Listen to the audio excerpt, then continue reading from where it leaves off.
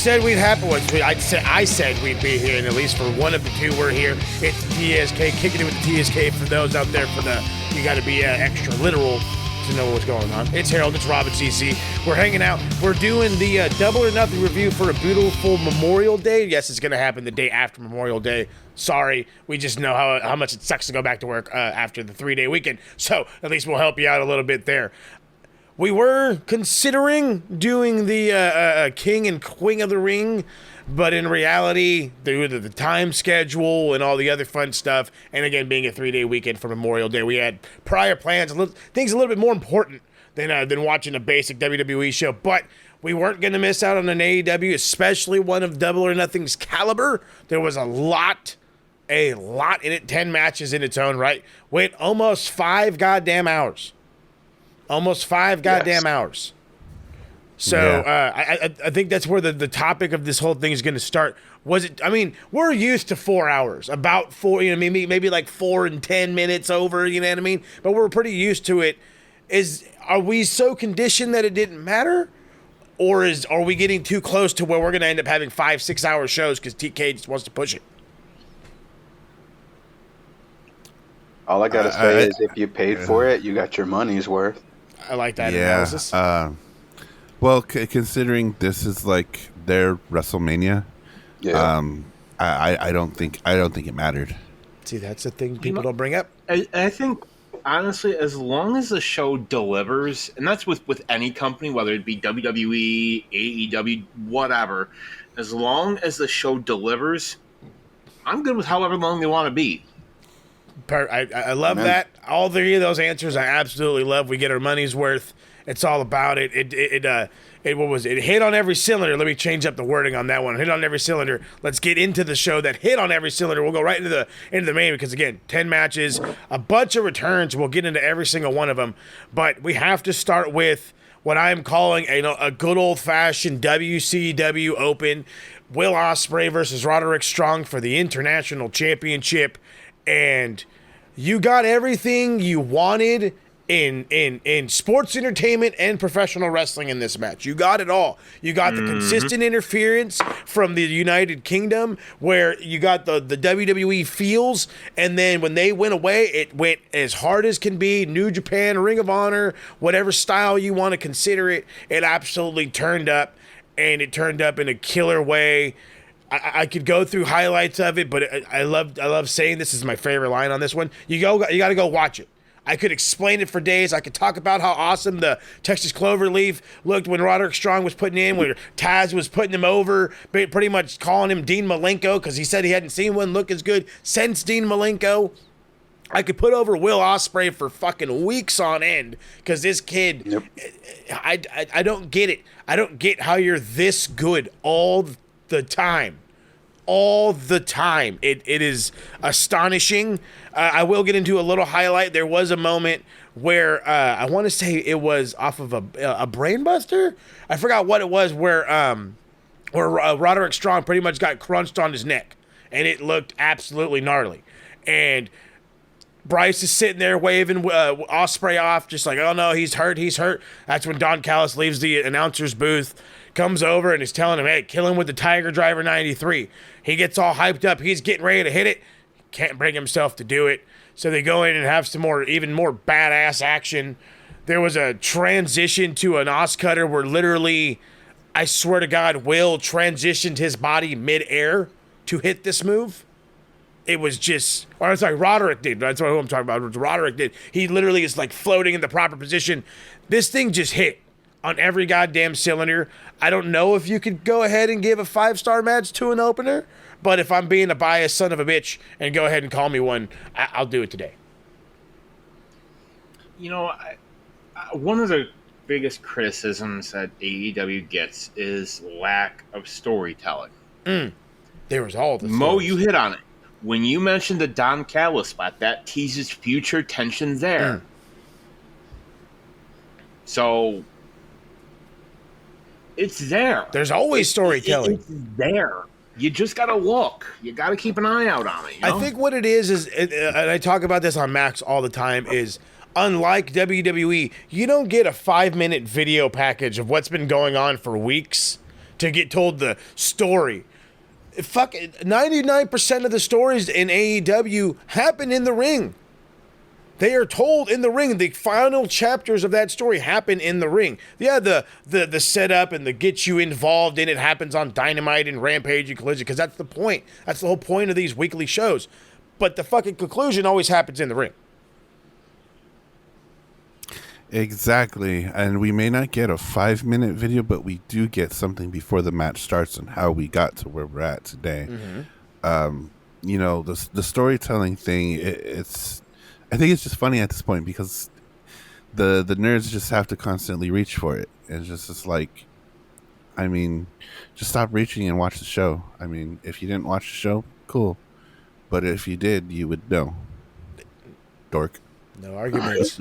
What I really liked about this match was that for an Ospreay match, it almost felt kind of tame. It felt kind of reserved, like he pulled some things back, and where that energy went was into the storytelling, into the psychology, into the selling of the match.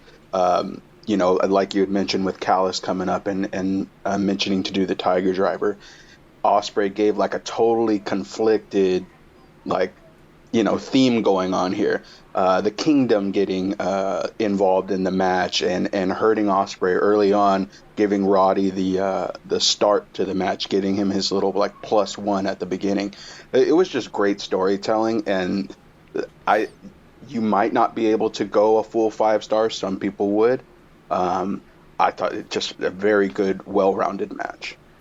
An excellent opener, a beautiful way to start the show. And then right after we get the end of this whole thing, we get Don Callis screaming, you know, "Oh, we won!" And it's like, there was times in this where I forgot he's still a client of Don Callis, but they end up leaving the ring, and then we get somebody who's kind of already been back, but now he's even more so back. He's even walking and all this fun stuff. Adam Cole comes on down. Hit the story time with Adam Cole, and right as he's going into his story, there is a gigantic eruptus. Now, granted, I do want to state this, and I'm going to get some hate from some fans about it. There's about 9,000 people in there, but I assure you, every single one of those 9,000 plus people in there were all chanting MJF because it was overwhelming, beyond overwhelming. That's when we get what I'm calling a VR simulator of MJF's life. You just walk in, you put on your stuff, you know what I mean? He's got weapons on the thing, accolades, the whole shebang, puts his thing on, and then out comes MJF rocking the Triple H jacket with sleeves, you know, instead of it being, you know, sleeveless, because that's how he would, but it's going to, you know. Say, hold up, wait a minute, something ain't right.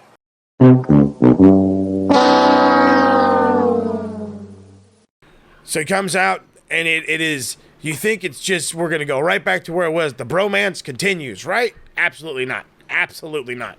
The MJF of old is back. The loudmouth, arrogant bastard, the guy that you either loved or hated to love, however you want to play it and put it.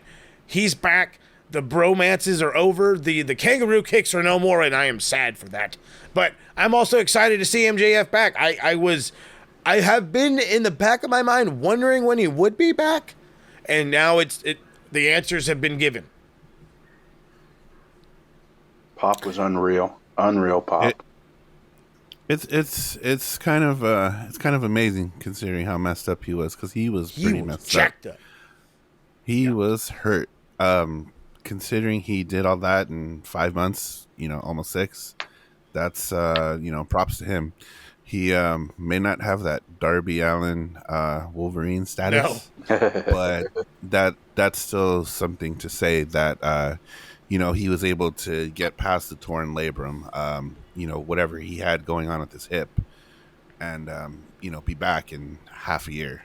I think that was pretty awesome. And he looked fucking fantastic. I was going to say, I was like, with his ripped as hell. With his 12 abs, you know? That's the thing, too, is it's you're recovering from probably a broken hip. Let's be honest, probably a broken hip and a torn labrum. And somehow, some way, you got in better shape. How the fuck does that happen? I don't know how it happens, but Unreal. he's a madman for it. I'm glad he's back. He's all in. There's no more rumors about his contract status. He has a tattoo on his leg to pretty much solidify he's not going anywhere. There is no more bidding war. You know, he's the wolf of. There never was. Yeah, exactly. There was no real. He played you. He played everybody because that's what he does. He is the wolf of wrestling. Thank you for setting me up so beautifully. He is the wolf of wrestling, and in his words, he ain't fucking leaving. So it's great. It took all of about 3 minutes for the nerds that like the other three letters to say, "Oh, he was never good anyway." That's the thing that kills me. We can't have anything good. This was excellent. This was a beautiful opening to a beautiful segment. And then we actually go to what I enjoyed was a really good unified trios match, and we'll get right into that. Real quick, can we just Please give credit? You know, the spot where you think, oh god, the bromance is back, and then reaches back, kicks Adam Cole right in the dick, straight fucking punt to the balls.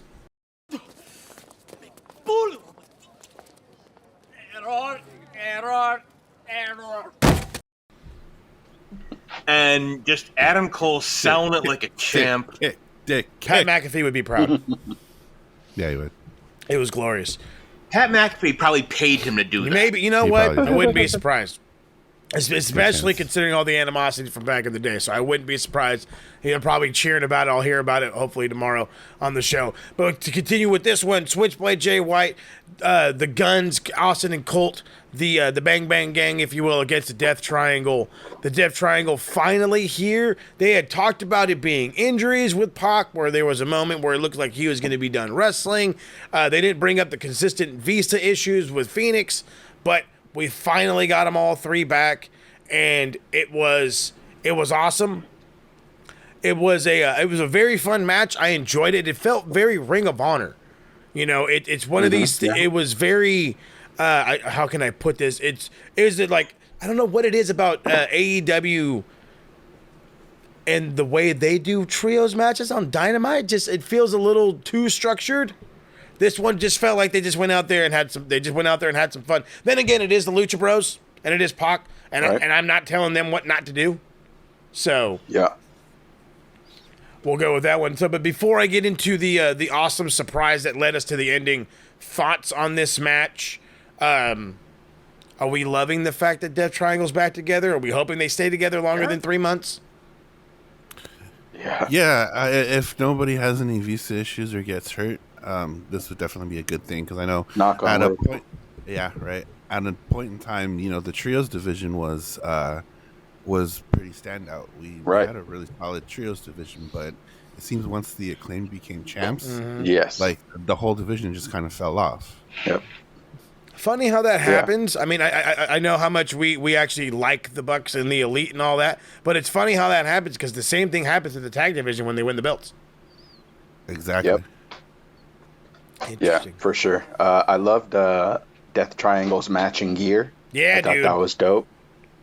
I'm a sucker for matching gear. I hate when people are on a team for a really long time and they can't even color coordinate. Like, you got to put that shit together, even bro. color Even if coordinate. it's not similar gear, color coordinate. But they had fantastic gear, fantastic entrance. Bang Bang Gang came out, did their thing. The Guns, always improving somehow. Yeah, how? Just consistently improving and looking better, getting more comfortable on the camera. It was a real fun watch. Absolutely fun to watch. DC. Ass boys are looking good. To me, they're always going to be That's the fine. ass. They can always be the ass boys, but the ass boys can work. They can. And you know what? Honestly, they've stepped it up. Where when they used to be those guys who were just like, oh, God, these guys, just get out of here. Yeah, They've earned it. They earned it. Yeah, no, that's perfectly what I said. I was going to agree with you 100%. There was a time and a place where the Guns were just, please get off my television. And now it's like, okay, we love these guys. I remember when they were the most hated tag team champions forever, but it was like, that's why they were tag team champs, because it worked. It was meant for you to absolutely hate them. And some people are going to hate this man for interfering in this match, returning with more energy than a fucking room full of toddlers and puppies, because I don't even know how this dude is on cloud a bazillion. He's hanging out with Jesus. Juice Robinson makes his way back, gets involved in the match. I want to say he had the baseball. Was it they had the baseball bat? No, they got rid of the baseball bat. That's right. But Juice gets involved anyway, ends up going, what did he do? I think he hits the Black Arrow, or Jay hits the Black Arrow. Somebody hits something. Ends up winning where the Bang Bang Gang retains the trios titles. I'm trying to remember the whole thing. I just can't get over the wildness that is Juice Robinson. This guy comes in like a literal man that's been electrocuted. I have no idea how it happens, but his energy levels are on another level.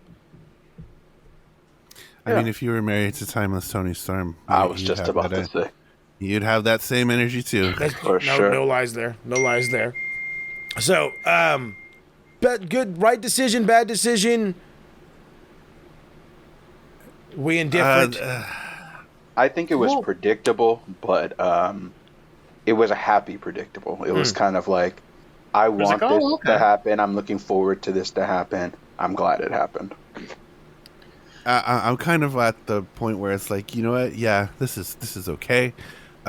Before we got on, me and Dan were just talking like, what the fuck are they doing with Jay White? Like, yeah, Jay White should be in the conversation for the main title. Mm-hmm. Yeah. Like, I mean, if there's some way they pull like a Freebird role and just have the Guns and maybe Juice run the trios, and start pushing Jay to the main event scene where he belongs. Let's get going with that, But this, I mean, it's fine. It's fine. Yeah.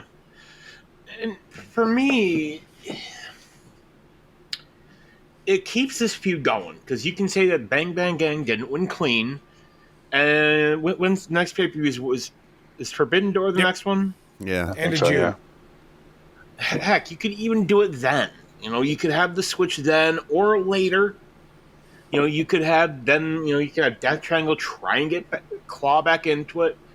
Bang Bang Gang says, we already beat you. We're not doing it again. And then eventually, sometime over the summer, you have Death Triangle get it, and you have the feel-good moment there. You know what? Here, fantasy booking, because Dan's normally the fantasy booker, so I'm going to take over the fantasy booker life real quick. Forbidden Door's happening. They have these lovely trios or six-man championships in New Japan. Why not have a triple threat for everybody carries 4 belts? Jesus Christ, that's a lot of luggage. That's a lot of luggage. But imagine how I just think that would be a great match you could have right there, or at least have it, for the New Japan 6-man championships. You know what I mean? Who's the trios champs in New Japan right now? Fuck, I have no idea. Know. Isn't it Bullet Club? Is it? Oh shit! Gotta look it up, I guess. I say, where's the Googles? We got to get on the Googles. That's the only way to know for sure. But no, I mean, in reality, Forbidden Door is going to be an interesting show in its own right because we've been hearing rumors of CMLL getting involved. We've been hearing rumors of AAA getting involved. It's going to be more than just New Japan. I'm hearing rumors of Stardom getting involved. Yeah. So it's, again, how crazy of a show can we get here with this Forbidden Door? So possibilities are endless. It's right now. It's Toru Yano, Oleg Bolton, and Hiroshi Tanahashi. And guess who was on Collision? Hiroshi Tanahashi. So, ladies, I just already booked the match. That's probably already been booked.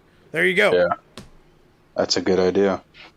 You have a reason to bring Tanahashi in. Tanahashi is a draw. Hell, literally, I just on Max. There's one of our newer knowledge competitors, Chris Reed. The guy, he says the only time he ever watched New Japan was for Hiroshi Tanahashi. So there you go. If there's anybody that's a draw, it's the ace of New Japan. Speaking of being an awesome draw, Timeless Tony Storm against Serena Deeb for the AEW Women's Championship. This was a little early in the card for me. Felt a little. Just go out there and just go get it done. But then again, this card was just good old-fashioned out of whack anyway. It had no real flow to it. It was just match after match after match, and either you were into it or you weren't into it.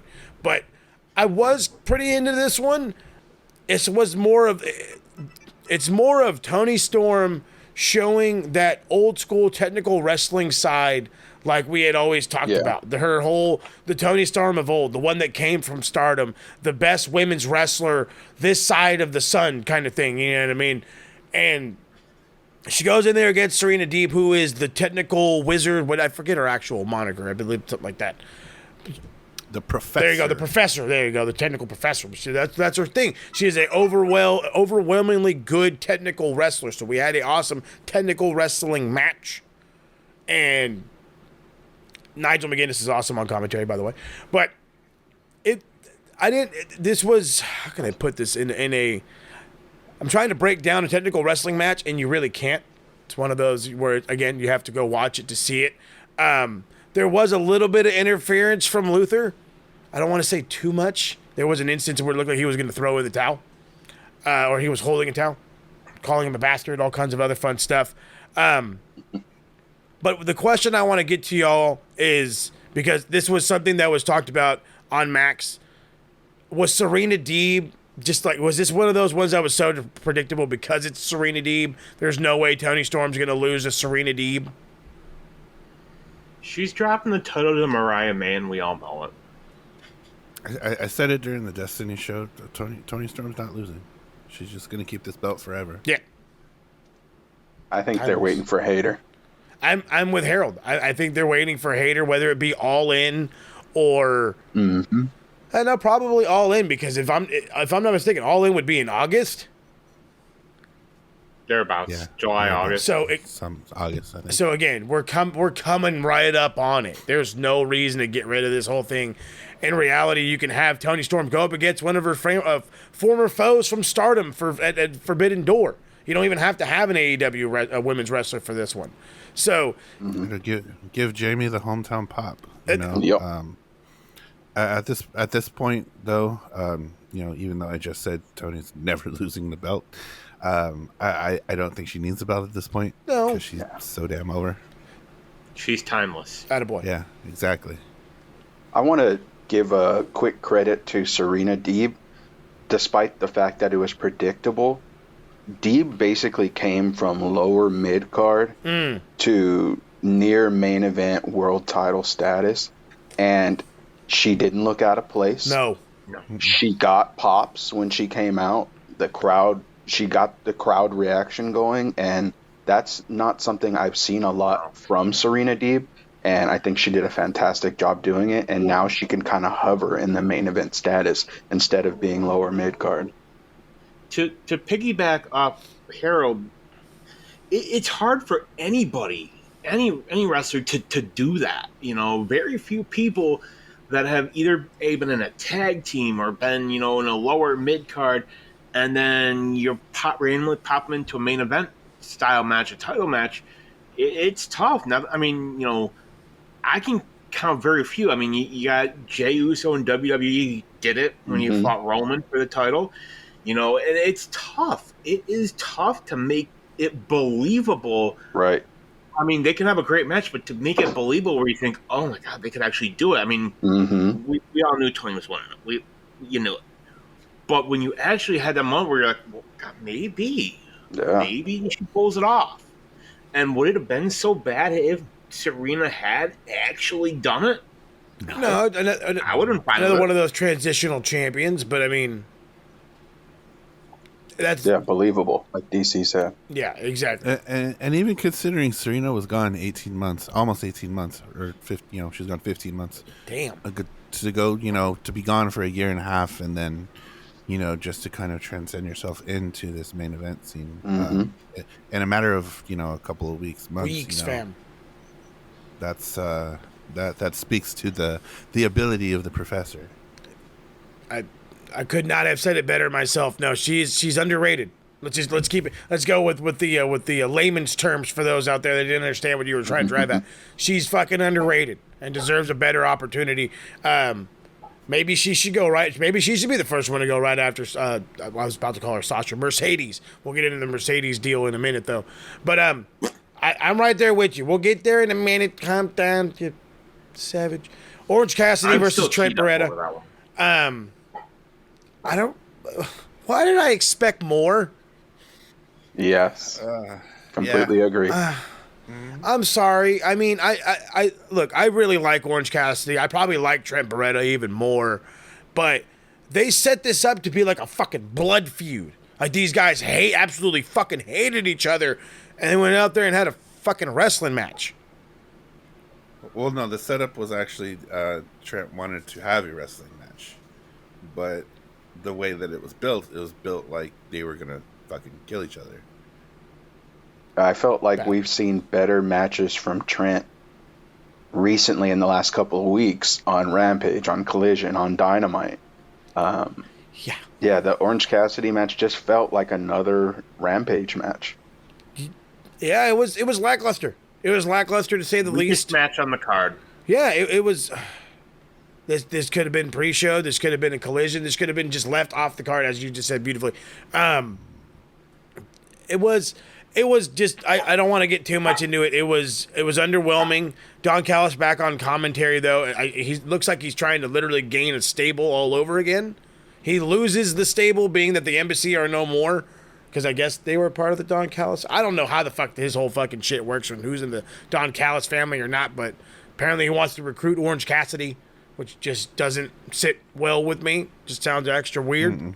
Maybe he should go after Trent, Japanese history, whatever. But again, a roll-up win is not a way to end a feud. So I'm more than sure we're going to get an extension of this. But again, if I could be the apparent know-it-all, let's go with that one. Let's call it a mark. I'd call it a know-it-all. But if you really wanted to just build to a bigger match, why wouldn't you just, again, have matches on Dynamite, Collision that get either fucked over or somebody doesn't win clean, and then rather at Double or Nothing having a regular basic fucking champ, just a regular match, you have a hardcore match. You have a street fight. That's where fucking Chucky got hurt, right? Was in the street fight. Have another street fight. I mean, yes, the Anarchy in the arena is happening. Fine. Then save it for Dynamite. Save it for fucking Forbidden Door. Save it for another time, but don't attempt to, like this, again, you could have saved it for another show and built it just as fine. Waste of time. Bad booking decision. Well, Orange is money. Got to get Orange on the show. Orange is money. Props for Orange getting his Pixies theme song back in there. I didn't notice until at the end of the match they switched it back to Pixies, so I'm looking forward to hearing that again on Dynamite. I think Rob and I were literally trying to calculate the amount of money and music changes that fucking TK is going to have to pay. And I swear it's over $1 million just for one show. I promise you it's over $1 million. I really want to see if Uncle Dave can get that number for me. Okay.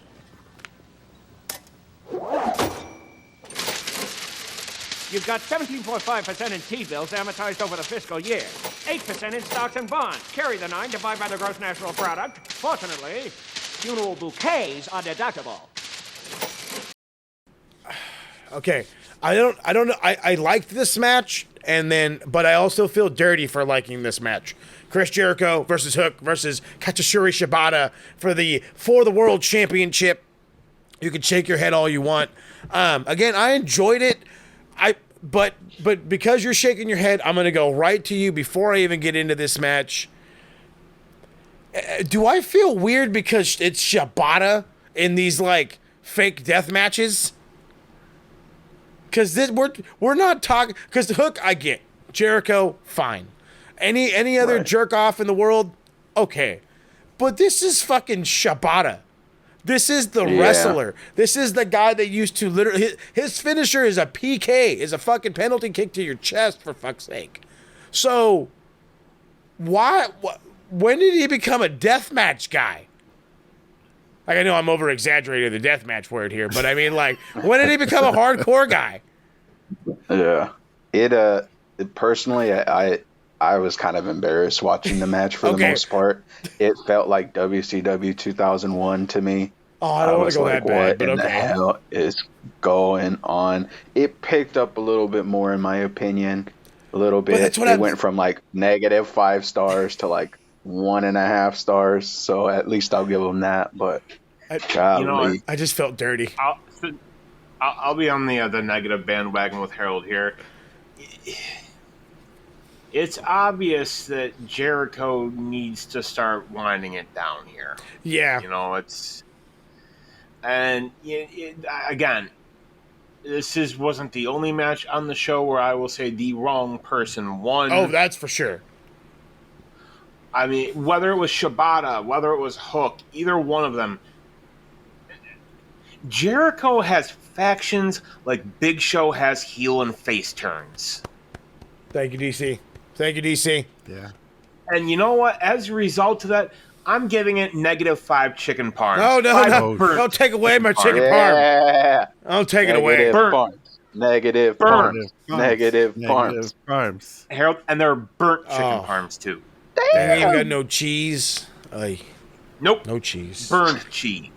Burnt cheese. That's right. And sour And sauce. No, don't. Stop it. Stop it Not right now. the sour Not the sauce. sauce. Oh, God. Rob, I got to get yours on this one, too. Did you have to take a shower right after? I actually got up. I didn't even want to watch the match, but I hate that Shibata is like caught in the middle of this. But at the same time, I see it as a way to get him over, I guess, with the American audience, because obviously the Japanese people know who he is. You know, the marks, us, we know who he is. We know what he's capable of. We know what he can do. But to get him, I guess, some more notoriety, because I'd like to see Shibata like going after a title. Yeah. Like the international title would be pretty sick. But he's throwing fucking dice at Jericho. Make it fucking make sense. You brought it back up. I was really hoping we would ignore the dice, but we can't ignore the dice. But no, I'm with you a bazillion percent. It's not just because I really like Shibata, and it's like, yeah, I totally throw a fucking belt on him for no reason.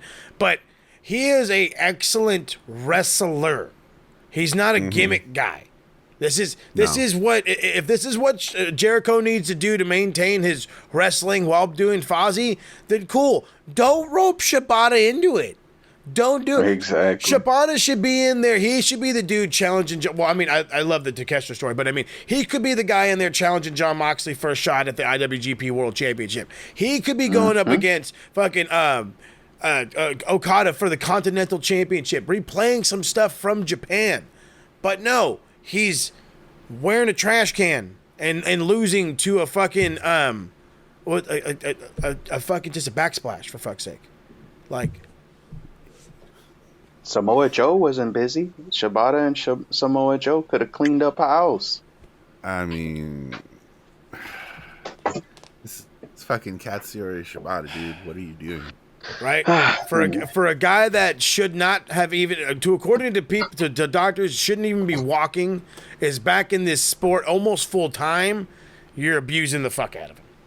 Absolutely abusing the fuck out of him. That's why I said -5 burned chicken parms. Oh, so hold on, wait, no, Sour sauce. Because with the sour sauce, because the sour sauce. You want to know what the sour sauce is? The sour sauce is fucking. Was it? Is it Brian Lee Keith? No, I almost called him Keith Lee. Brian Keith. See, that's the Brian fucking Keith. problem. Oh, yeah. Brian Keith comes in because he's a bounty hunter. He got hired by Jericho because, of course, Jericho's got Fozzy money. Comes in, makes the fucking whole ordeal. He's the guy that ends up hitting, taking out both Hook and Shibata. There's a Judas effect anyway because Jericho likes to do that. Picks up the 1, 2, 3. He ends up picking up the win, retaining the belt. You're 100% right on this, DC. The wrong person won, but now we can stop talking about it and move on with our fucking lives. I just hope Brian Keith's gonna hate part it. of the learning tree now. Oh, he He will will be. be. It's quite unfortunate. That faction will grow because, again, he's got factions like Big Show has face and heel turns. Jon Moxley versus Tenochte Takeshita in an IWGP World Title Eliminator. And this match was straight out of a New Japan show. It was. Call it Genesis, call it the Tokyo Dome Dominion, whatever. I don't give a fuck what show you want to label it as, but that's exactly what this was. They gave you everything and then some. If the camera angles would have been similar to Japan, I swear to God I was watching Japanese wrestling. I swear to God. It was methodical.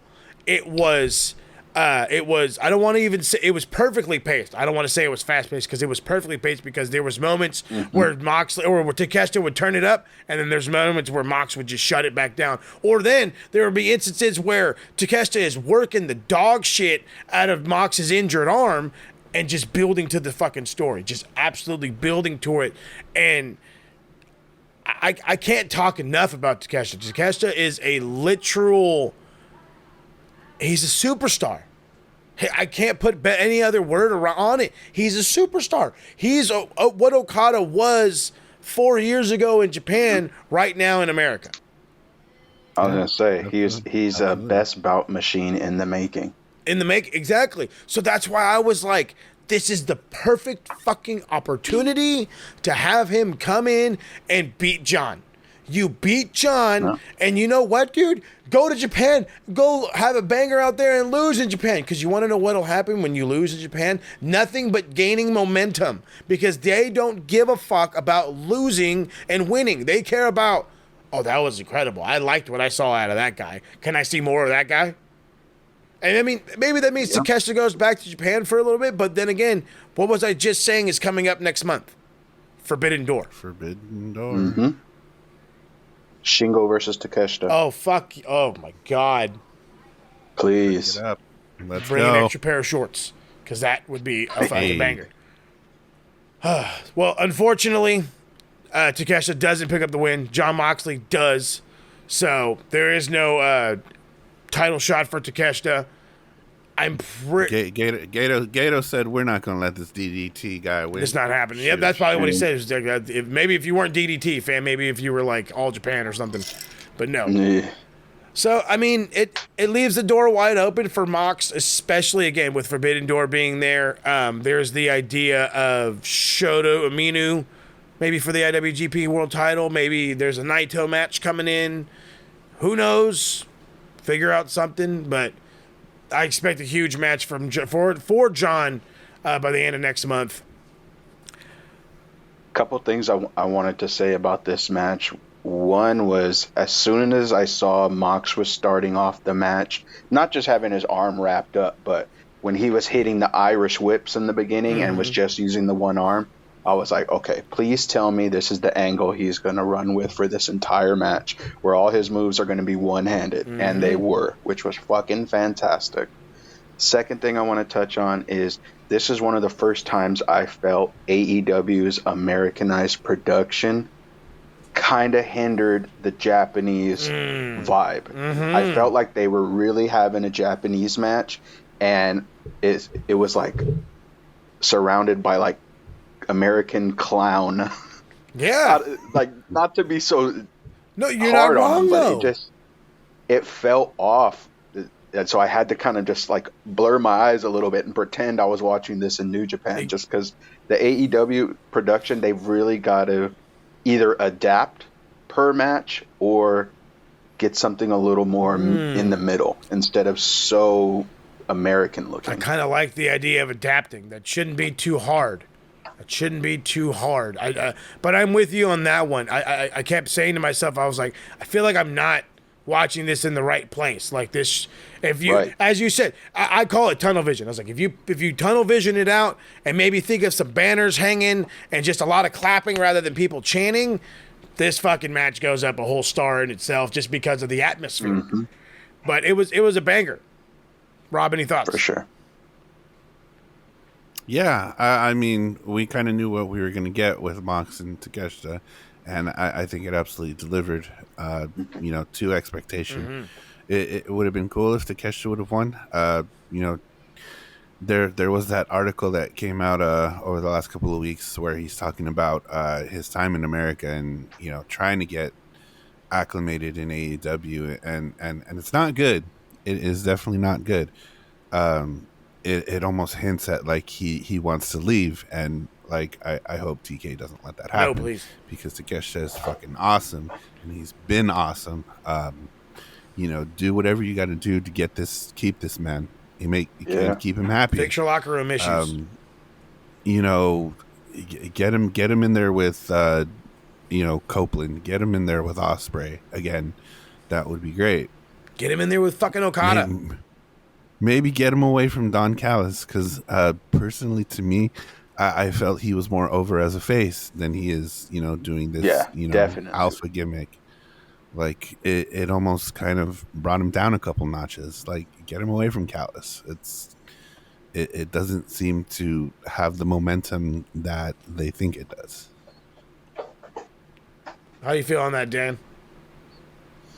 I definitely honestly agree with Rob. I think there are some people that are fine heel or face. Actually, it just seems kind of like the guy that he's better off as a good guy. He's the guy you want to cheer for. Mm-hmm. Got the Kota Ibushi effect. Yeah. Love it. I don't know how to feel about. Well, no, you know what? The match itself, again, good in its own right. But this is the one I'm talking about. Adam Copeland, Malachi Black, TNT Championship in a barbed wire steel cage match. So I was like, he had a Brood entrance or whatever. It's fucking flames, and he came up from the ground, and that was really about it. I was really hoping for the cool music. But instead, he got Slayer, which I'm sure in its own right was a good, like, $25,000.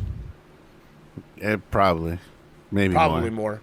Kerry King is a greedy I was just going to say, I was like, fucking, with as popular as that song was, dude, I wouldn't be surprised if it'd in the six figs. But he comes out, and then, of course, we have Malachi Black. He came out first, and it is one of these, there is no climbing out of the cage. It is an old-fashioned steel cage. Everything goes down in the cage. There's barbed wire bats attached to the cage, the barbed wire all over the top. There's a fucking tree of barbed wire for no good fucking reason, which is just like a rung or whatever the fuck. It just literally is just holding barbed wire there. It just made no sense at all, but they used it anyway. Malachi tried to impale Adam Copeland because, I want him dead. But for this match, I felt like I was watching WWE. Let's be 1 million here for a second. I felt like I was watching WWE. I didn't hate that I feel like I was watching WWE. It's not a negative necessarily, but this was, I think the reason why I liked it is because it was able to flow better than any of the other Adam Copeland matches, because I think both of these guys can still do the E style really well in their own right, especially since Malachi Black hasn't really changed. He's still a very good striker. His all of his moves and everything he does is methodical, plotted out, especially in this whole thing again where all of his attacks were literally meant to try to kill Adam Copeland. So, I got to bring up Gangrel. We all kind of figured Gangrel was going to show up. You can't have the Brood without Gangrel. For a dude who I thought was in his 60s, who I still think is in his 60s, even though I think Rob says he's in his 50s, he looked really good and can still work. And to my knowledge, still does work these days. I just don't know where. So Indeed. I figured that part. I just don't know. He trains too. He's got a wrestling school, I think. Hey, he there does. you go. So I mean, it was exactly what you expected out of a quote unquote barbed wire steel cage match. Malachi looked bloodier than fucking Adam Copeland, and Adam Copeland took, I swear, a little bit more damage with barbed wire. Somehow he's bleeding less. Malachi's face is literally covered all over the place. But it was fine for what it was. Again, I feel like we were riding a high from the first maybe 40 minutes of this show, maybe 60 minutes if you want to get fancy. And this one was just because it was just there and it worked. We were like, all right, it's good, it's fine, I'll accept it. But in reality, what the fuck are we doing? We got to a barbed wire steel cage match because the fucking vampire guy wanted to make an appearance when he wasn't a vampire no more. That was I never really understood how we got to this. You know what I mean? I understand a regular steel cage because the rest of Malachi Black's goon, Brody King and Buddy Matthews came out anyway when they ended up fucking falling to the outside. So and the fake turn on Malachi, that didn't make, like, at first when they did the turn I was like, okay, this is interesting. Then all of a sudden it was like, no, we're not turning. And I'm like, what the fuck? What was the point? Thank you. Same thing with Malachi losing. What was the point? Same thing with putting somebody like Malachi in a barbed wire cage match. What is the point? That is not his era or his area. It works for Copeland because he's getting older. He's got to rely on gimmicks and things like that. So I thought Copeland looked fantastic in the match. Malachi Black, what are you doing in there? This was like Shibata in the FTW match. It just didn't make sense. This is why I brought it up. You perfectly placed it. We have guys of a way better caliber in matches they don't fucking belong, and then they wonder why these guys are like, maybe I should get the fuck out of here. Dude, give me a reason not to leave. Man. You know, I just like I honestly think Malachi Black's leaving. I think he's going to go back to WWE, be with his wife, work with her, and you know, he is somebody that should be in world title contention. Absolutely. Mm-hmm. You can't tell me Malachi Black versus Swerve would not be amazing.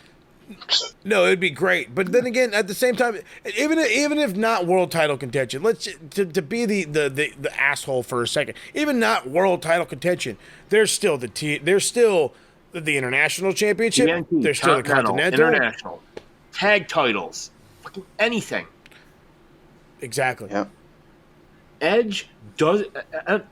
That's what he is. He's Edge. Yeah. No, that's fine. He clearly, by the people he's been in the ring with so far, has been exposed. Absolutely. Mm-hmm. He's not. I mean, He it's can time adapt. for him to be done. Mm-mm. We had the feel-good moment in 2020 when he came back. You can understand why WWE wanted to use him for special occasions, Mm-hmm.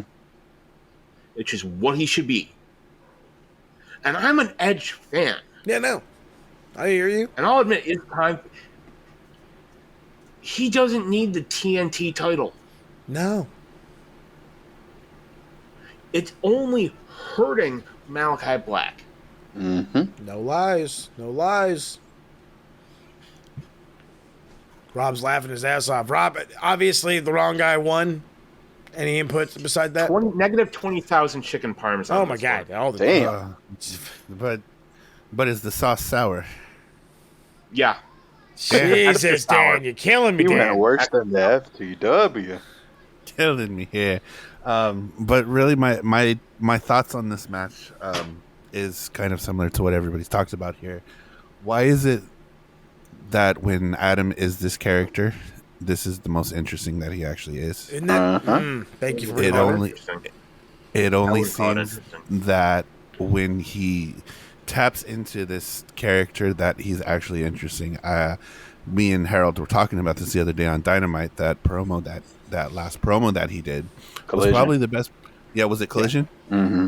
That was probably the best promo he's done in AEW, and that's only because he's tapping into this gimmick. Like that sucks. Yeah, for that sucks. Everybody.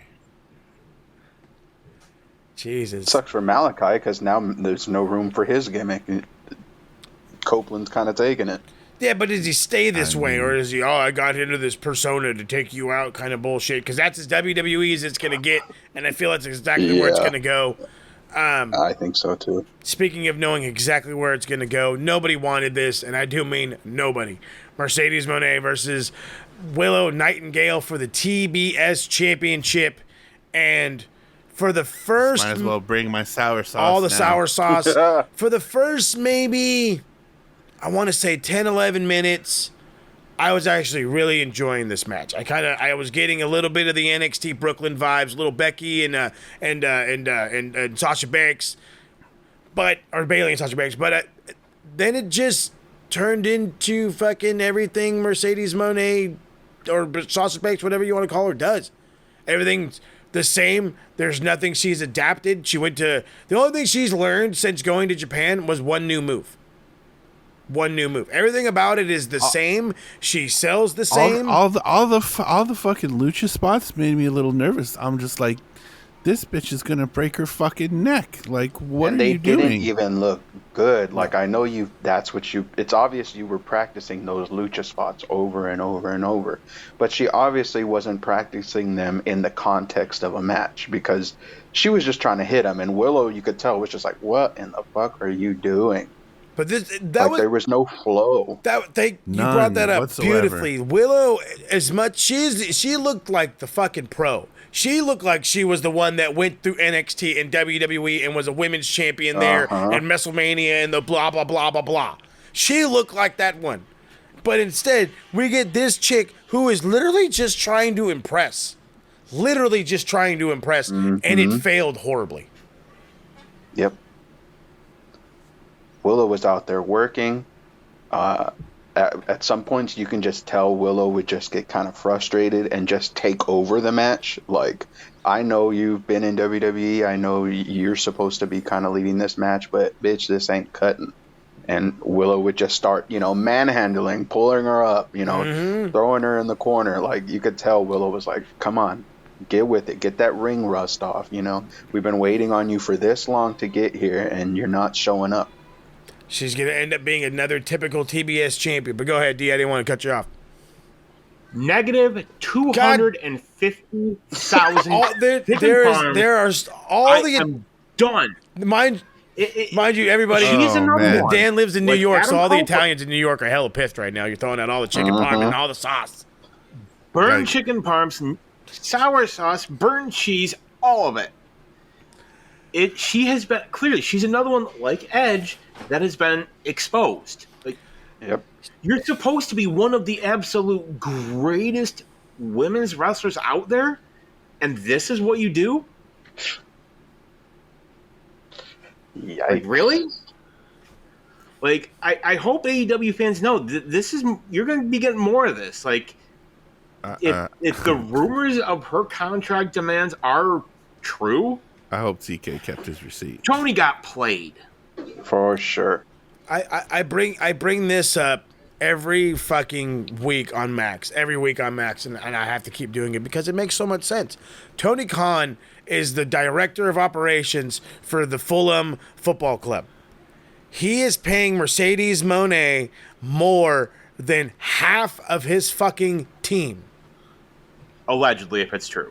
$6 million. You're going to tell me that $6 million ain't fucking true? Yeah, no, she ain't worth that. I'm sure he paid it. Half. I'm sure he paid it. No, she's not worth it. Okada's getting a little less than that, and he's out here fucking reinventing the wheel, for fuck's sake. Ospreay's worth it. Ospreay's beyond worth $6 million. Any woman on his roster is far more deserving to be in that spot and could have had a better match than her. I think Moxley's the highest paid guy at $6 million. So you mean? And he earns it. And he absolutely earns that shit. So you mean to tell me Mercedes is worth as much as Moxley? Get the fuck out of here! Is she going to work in Japan and coming back the fucking same week? The same week? No, Brood, come on. This is bad business, and unfortunately, business is about to just continue onward. So it is what it is. All the meteors in the world and whatever her new stupid move is got her the dub. Willow Nightingale is no longer TBS champion, and not only is she no longer TBS champion, she then loses the assistance of Stokely Hathaway, and then gets betrayed by Chris Statlander, who everybody is already loving. Heel Chris Statlander. I think heel Chris Statlander is going to be awesome. Yeah. At the expense of Willow, it's good timing. It works out perfectly, But I'm still a Willow mark, so that's just me. I'll say my last thought on the whole thing, and I said it in the Discord chat last night. Get ready for the Charlotte Flair in AEW, because that's what Mercedes Moné is going to be. As long as she can do it with the TBS Championship, I'll give her a rat's ass. She's going to get the world title soon enough. She is going to be what Charlotte Flair is in WWE. And tell me when I'm telling lies. I mean, you're literally on that road right now. I think it's kind of painfully obvious, too, that, or at least I think this is what I think, that TK is trying to present to Warner Brothers, hey, look, Edge is our champion. Hey, look, Mercedes Moné is our champion. these are people he could sell on paper, and I think that's why he's gone this route. Or at least I hope. I hope he doesn't have that much faith in them as performers.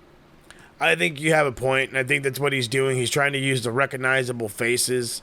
But if I could be the guy to make the fucking argument, besides the fact that WWE being around for like 30 plus years, there was a time and an era where they appealed to nothing but children.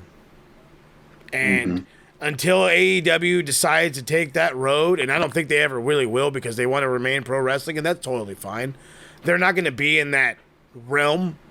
They're going to continue to make money. Warner Brothers, I'm sure, will pay them hand over foot because, they're making money with them.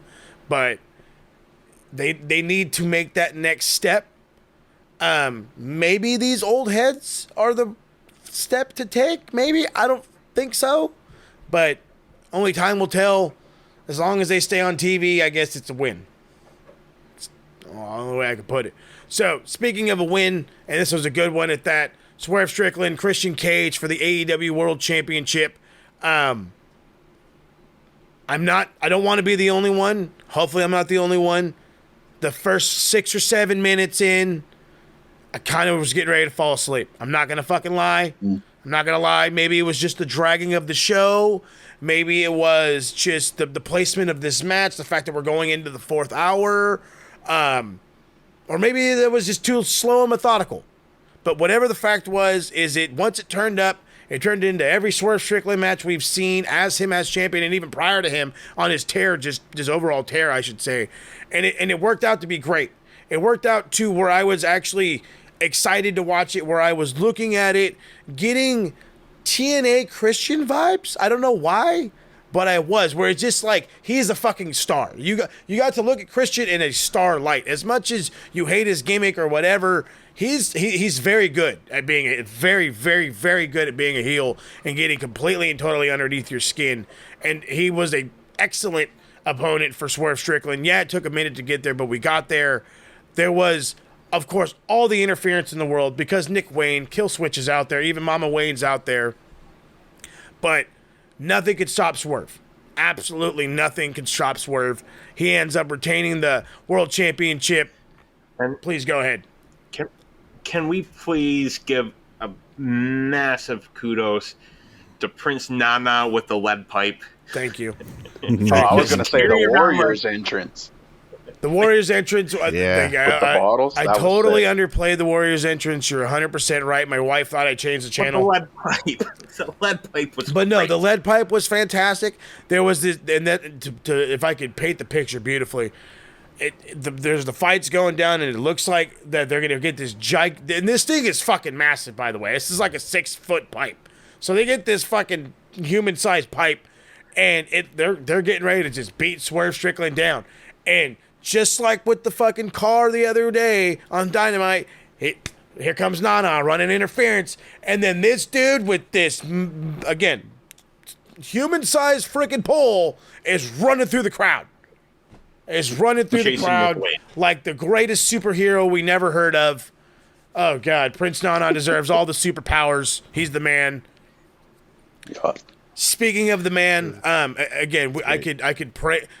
Actually, you know what? I got 2 questions for y'all. And the first one I actually should have started with, and we'll get into the main event, but should have this been the main event? Knowing what the main event was? I think, honestly, you could have gone with either or, and it would have been fine. It didn't need to be. I think with it being Christian, we all knew we would get a solid match between the two. Like, there was no way the match was going to be bad. Yeah. But did it exceed expectations? Not really. Yeah, it was what it was. Yeah. And I'll say it. I think it's absolutely wild that here we are in 2024, and Christian Cage is the more talented and better wrestler between he and Edge. Hey, you know what? If I would have listened to any of my TNA watching friends back in high school, I would have had that same assessment all them years ago, because I don't know what it is, dude, but he's a fucking megastar, because I made that exact that exact sentiment in the drive home. I was like, why is it Christian? The guy that was ignored in the E somehow, some way is just fucking better than Adam Copeland. Just overall better than the rated R superstar. So my next question, I'd say of all the E guys that have come over, he's got to be one of the best. oh no, oh God. Solid He is in the rankings, the lining, the tier, if you will, of the Bryan Danielsons, of the John Moxleys. He is one of those catalyst pieces where it was like, yeah, we may have hated it at the time, but it's worked out so fucking well that I don't think I could I couldn't see AEW without Christian. I mean, and when it ends up happening, it'll be a transition. But speaking of transition, with Forbidden Door coming up, there is a Forbidden Door Battle Royal, so a plethora of different superstars that could face Swerve Strickland at Forbidden Door for the AEW Championship. Is there anybody in particular outside of AEW, or maybe even inside AEW, but I want you to look at both, that you feel would be a great match and even give the possibility of, oh, well, maybe this guy could lose the belt? Naito is the first guy that always comes to my mind. Yeah, that was the first guy that came to mind. Somebody we touched on earlier was Jay White. If Jay White hands off the trios belts to Juice Robinson, I think Swerve and Jay White could be a great program, and I think Jay White could eat the loss because obviously they're not taking the belt off of Swerve right now. I like that. Sonata would be another good choice. Sonata has gotten quiet over the days, but I mean that's not a bad move. He did, he did have a title defense at a former Forbidden Door show, so that's not bad. Zack Sabre Jr. Zack Sabre Jr. would be a great one. That's another great one right there. I mean, I'm trying to think of any big name outside of Hiroshi Tanahashi, but I have a funny feeling it's probably going to be Hiroshi Tanahashi. So I'll stick with the Ace of New Japan and play it safe. Okay. Speaking of people that did not play it safe, there was people being set on fire, bosses being thrown onto the stage. There was vehicular manslaughter, and then somehow the man survived. It's the Anarchy in the Arena, the Elite, Matthew and Nicholas Jackson. No, not the guy that plays for Chelsea Football Club. Kazuchika Okada and Jack Perry versus Team AEW, Bryan Danielson, Darby Allin, Dax, and Cash FTR. What in the fuck can I say about this match? I can't really. Exonerated Cash Wheeler. Mad underrated. Ridiculous. No, I said exonerated. Exonerated. Sorry. Apologies. Homeboy's free. Still FTR. He's still carrying, though. Don't piss him off. He's still carrying. Don't you trip. The new Glock Anderson. The new Glock. What did I call him? I said, Cash 45. That's what I called him the other day. That works perfectly. I like Cash 45. But needs to be a shirt. But this was awesome. So we had, I think there was like the Young Bucks' music that was playing for a while, and then it kept going, and then it kept going, and then here comes Bryan Danielson, who I swear to God came late, and then now we get Journey, and Journey's playing once, and then it's playing twice. Europe's final countdown. There you go, Europe. Yeah. My apologies. So yeah, we got Europe playing once, playing twice, 3 times. I forget how many times it goes around. Then we literally go into a shot right at fucking Matt Jackson where he grabs a microphone like, hey, cut the fucking music. It's $200,000 every time we play the song. And that's how I knew they were over $1 million for the night. So just had to bring that in there. But it was literal chaos. It was literal anarchy in the arena. Jack Perry is, I forgot who he was fighting, and he's chasing them all over the fucking place. Oh, Darby Allin with the fucking thumbtacked mask looking like a fucking ripoff character from fucking Death by Daylight. I was astonished by him. This was just utter mayhem. Utter absolute fucking mayhem. I can't put it in any other words. God, there was, again, the fucking Darby is like laying in the pile of rubbish, and then all of a sudden we just see fucking Jack Perry beeline it towards that fucking thing, basically kills himself in the fucking process, somehow revives himself. He's covered in protective jelly, then gets lit on fire after attacking Tony Khan, which went nowhere, by the way. So why we brought him out, it made no fucking sense. But whatever. Yeah, exactly. I mean, we didn't really need to do that. Really don't need to do that. I do not need Tony Khan as a fucking character on his own show. Don't do it. He will be. I know it's gonna happen. I just don't need. I don't want it right now. Save it for like 2 more years when I can give a fuck. But it. I could only talk about. I mean, I would talk about Nick Jackson. Nick Jackson jumping off of every fucking thing. Every fucking thing. Always Nick taking the bump. Like, fucking poor guy's knees. He's hitting the fucking indie taker from the ramp to a poker chip. He's climbing the fucking rafter thing, hitting a fucking swan tom for fucking Dax. He was everywhere, man. He was fucking everywhere. Okada is just soaking it in. This is the one guy. This is the one. And I'm going to say it like this, and don't give me no shit for it later. The one and only import from Japan who's come in and meshed. I don't know how. I don't know. But he's come in and been like, oh, hardcore shit? All right, fuck it. I can do it. I'll make it work. And he makes it work. But then he adds in his own lovely persona. Here we go. We're thinking we're going to get the fucking Samoan, what do they call it? The Samoan shot where he lifts his arms out and the big old camera draw. And nope, fuck you. Everybody gets the big old middle finger because this is the new Okada. This is what it is. And it's fucking glorious. But, again, the match in itself was just fucking chaos. Utter chaos.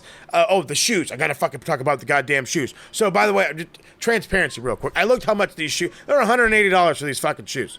$180. Ooh. I am not spending $180 on some fucking Reeboks. I'm sorry. And they're probably sold out. I'm sorry, Bucks, dude. I really wanted to support y'all. I did. I swear to God, I did. They look pretty good. I'd fuck with them. But for $180, fam. Yeah, no. Anyway, so the $180 shoes come out with spikes on them. They hang Darby upside down for like 6 minutes. For like 6 minutes. And they're kicking him in the head, and he's just fucking dangling. I'm like, all right, somebody going to put him down? Nope. Kick the shit out that boy's mouth. They start, like, the ref just started getting in the way. Here, I got to move him this way. Okay, I got to move him that way. Okay, so he doesn't get hurt. I got to move him this way. And then he started moving himself. Shit, I'm going to get in the way. Shit, I'm going to get in the way. And it was like, dude, get him down. Nah, fuck that. Yeah. For the last 5 minutes. The crowd even started to please help Darby. Thank you, Rob. Thank you, Rob. Because I swear to God, I was like, I know I wasn't the only one that got lost in the whole thing that's going on with Darby, because there was that chant, and it was like, oh, dude, fuck the rest of this match. This guy's been upside down for like 6 minutes, bro. What are we doing? Please help Darby. Please help Darby. Oh, my God. It was either please help Darby, please save Darby. I don't know what it was, but it was awesome, and it was both. Oh yeah, it was both. It was both of them. Oh, goodness gracious! So to keep it funky, that we get Jack Perry comes out. He ends up pretty much being the reason why they all end up the team AEW ends up losing. The Elite win it. Nick is just screaming at the top of his lungs, "We did it!" Like, you swear to God, they just won the world championships all over again. But the Elite run the show. It's something that I have talked about, you've talked about, everybody's talked about. As I call it, the NEWO. The New Elite World Order. The NEWO. Because that's exactly what this is. You know, we had a Anarchy in the Arena. We had a War Games, quote-unquote, match. You know, Team this versus the Elite. And guess who won? The Elite. You know, they couldn't do it. So this is, for all those begging for an AEW story, here you go. They're trying to mimic WCW and show them how you should have did it. I'm hoping they can do it right. I do mean hope, because it could easily be fucked up at any given second. And it will. And I'm sure it will be. I'm trying to play optimism. I'm trying to be optimistic, DC. Well, see, I'm a bitter old man, and I do not give a fuck about being optimistic. Oy, DC. And I know what's going to happen. Tony Khan is going to turn heel, and he's going to join this New World Order knockoff. Tony Bischoff. You know what's going to happen. Oh, it's Eric Bischoff all over again. Too much. You know what's going to happen. Too much sour sauce. You're 100% on that, Rob. So, opinions on this Anarchy in the ring of this fucking wild ass shit, for lack of better words. I would have loved to sit in on the production meeting for this show. You know, everybody's just kind of, okay, we're going to do this spot. We're going to do this spot. We're going to do this spot. Jack and Darby turn to each other. Murder? No, yeah. Fuck. Murder. Yeah. Okay, I'm going to drown you in this big-ass ice tub. Then I'm going to fucking run you over I with forgot about the bust. ice tub. Oh, God. Yeah. And then, you know, okay, Harry was in that gonna, ice for a minute. That's what I'm saying. He was. I'm He going to couldn't set get you on. out. You know, I'm going to set you on fire. Then, you know, we're going to hang you up Darby by your Scorpio. feet and kick you in the face for, 6 minutes. Not just that, we're going to leave you hanging so all the blood rushes to your head and you potentially pass Hey, out. poor Knox has to start holding him up at some point. I forgot about that. Yeah. Like, fuck. I just got to say that whoever was producing the cameras during the final countdown playing was brilliant, because it was like watching like a music video or like a montage of just like kick-ass shit happening with this like fight music going. That part was brilliant, and I thought that was, in my opinion, the highlight of the match. For sure. DC, something. Honestly, this match was a lot of fun. Yeah, it was wild, but it was fun. You know what? It was chaotic. It was fun. Like, if you went into this expecting to see a wrestling match, you weren't gonna see it. Like, it just not here, fam. The damn match is called Anarchy in the Arena. What do you think you're gonna get? Ballet. Yeah, but it was fun. Like, these matches are always fun, and like I was telling Rob earlier, like, Daniel Bryan's gonna end up killing himself. He really is. Like, he really is, this poor guy. He wants to. I guarantee you, he's gonna be sleeping on the couch when he gets home. Oh, he woke up from it this morning, fam. He's woke up from it right now. I guarantee Bree called him up and said, "Daniel, couch. Go see if your friend Tony has a place to stay for you. Oh yeah, shut down. Stay in Tony's guest house. Shut it down. Oh yeah. All right, so that was the whole thing. That was the whole thing. All 10 matches. Originally, I kind of had. Well, no, let me stop myself. The internet had been given this impression that due to the opening and due to the MJF return and the Adam Cole and the this and the that we were on such a high that the rest of the show was whatever, that we loved it. It was a great show. It was an excellent show. Do we agree with that sentiment? Do we actually agree that overall it was a good show because it gave us quality? Or was I think it was good. I think it had a little bit for everybody. Overall. It had sports entertainment. It had solid Japan-style matches, technical matches, storylines. Was it perfect? No. Is any show perfect? No. Was it the best pay-per-view of the year? No. But it was fun. Yeah, it was fun. I mean, aside from one or two booking decisions, the show was really good. Maybe if it wasn't 5 hours. But other than that, I thought it was a great show. It was a solid show. It was enjoyable, apart from, the matches, which I will not mention because I don't want to see myself, Them palms. Them palms, bruv. Yeah. Burnt shit. It was solid. Sour sauce. Burnt shit. Big and, sour. and the sauce has got the moldy. Don't drink the sauce. All right, boys. Well, that's been it. Like again, we went through the whole thing. Going back is always a little bit better than sometimes, I guess, just, thinking it back, listening it back to your buddies. Sometimes this is better. So hopefully this is a nice way to kick y'all Tuesday off. But before we get out of here, let's hear what the deal is. I want to go right to Harold because them tacos looked ridiculous, fam. We hit up Tacos Los Cholos in Anaheim and had some of the best tacos, if not the best tacos I've ever had in my life. The ribeye steak taco, meat marshmallow taco is what I call it. It was just phenomenal. If you want to see that episode, if you want to see fantastic tacos, if you want to see people just being too sweet, check out Too Sweet Click Adventures, YouTube, Instagram. Hit us up. We got our Europe trip coming up soon. We'll have some eats from across the pond. We've got a video I'm waiting to drop My boy Rob right here, guest star, Grillo Mall, got a new location. We checked it out. Check us out. Two Sweet Click Adventures. I love it. I love it. I love it. Rob, what's the deal besides I said co-starring and some Too Sweet Click Adventures? What's the hap with the other side of it? I keep forgetting the show name. It is kind of a convoluted name, but we got deep into the heart of wrestling with myself, Michael Larkin, the Demoness, Nicola McDonald. We just recently dropped an episode where we covered the career of Tessa Blanchard. We've got a couple more in the pipeline soon, so stay tuned to Mike's YouTube channel for that. Yeah, nobody approves of Tessa Blanchard. Not even Tessa Not even Blanchard. Tessa Blanchard. Yeah, no, absolutely not. More sour sauce. All the sour sauce. But so we got that going on. I will be appearing in that Gorilla Mall episode, which will be dropping soon. It's a lot of fun. A great location. If you're in the Long Beach area, go check out Gorilla Mall. It's definitely TSK approved. Any other social media links you want to find me at, linktree/hey it's Rob. Come get some of the sour sauce because we have over an abundance of it here. Too much. Abundance. DC, the abundance from the pundit. There we go. That's kind of a rhyme or whatever. What's going on? I haven't seen an episode in a minute.